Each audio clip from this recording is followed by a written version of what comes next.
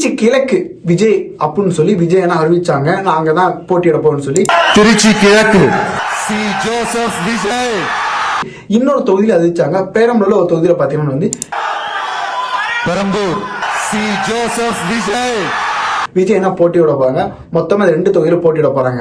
But அந்த தேர்தல் வாக்களை அறிவிக்கிற பாத்தீங்கன்னா வந்து நிறைய பேர்த்த அவர் அறிவிச்சாரு. அவர் ஃப்ரெண்ட்ஸா இருக்கட்டும் அண்ட் நிறைய பாலிட்டிக்ஸ்ல பெரிய ஆளாகும் பிசினஸ் மேன் அண்ட் ஏற்கனவே கட்சியில் இருந்தவங்க செங்கோட்டை அண்ணனா இருக்கட்டும் நிறைய பேர் பாத்தீங்கன்னா வந்து விஜய் சார் பாத்தீங்கன்னா வந்து வாக்களை அறிவிச்சாங்க. யாருமே எதிர்பார்க்காத பாத்தீங்கன்னா வந்து வாக்களை அறிவிச்சாங்க. யாருன்னு பாத்தீங்கன்னா வந்து விஜய் அண்ணாவோட ரொம்ப நாள பாத்தீங்கன்னா வந்து ஒரு பர்சனல் டிரைவர் ஒருத்தர் இருப்பாங்க, அங்க போனா கார் ஓட்டுறவங்க ஒருத்தர் இருப்பாங்க. அவங்க மகனை பாத்தீங்கன்னா வந்து வேட்பாளர் அறிவிச்சிருக்காரு. சோ இந்த விஷயம் பாத்தீங்கன்னா வந்து வேற லெவல்ல ட்ரெண்ட் ஆயிட்டு இருக்கு.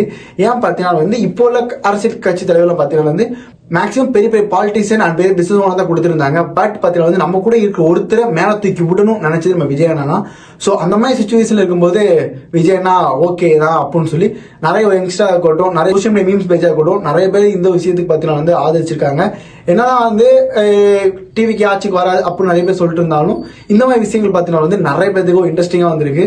நிறைய பேருக்கு ஒரு மிகப்பெரிய மோட்டிவ்ஸ்லாம் இருந்திருக்கு. ஸோ நம்மளும் யங்ஸ்டர் ஃபியூச்சர் இருக்கும்போது நமக்கும் வாய்ப்பு கிடைக்கும் எல்லா இடத்துலையும் அப்படின்னு சொல்லி டிவிக்கு உறுப்பினர்களும் யங்ஸ்டர் இருக்கட்டும் எல்லாத்துக்கும் இந்த ஒரு விஷயம் அமைஞ்சிருக்கு. ஸோ இந்த விஷயம் பத்தி நீங்க எனக்கு சொல்லி மறக்காம கமெண்ட்ல சொல்லுங்க தெரிஞ்சுக்கலாம். அண்ட் இந்த மாதிரி அப்டேட்டுக்கு நம்ம சேனலை சப்ஸ்கிரைப் பண்ணிக்கோங்க.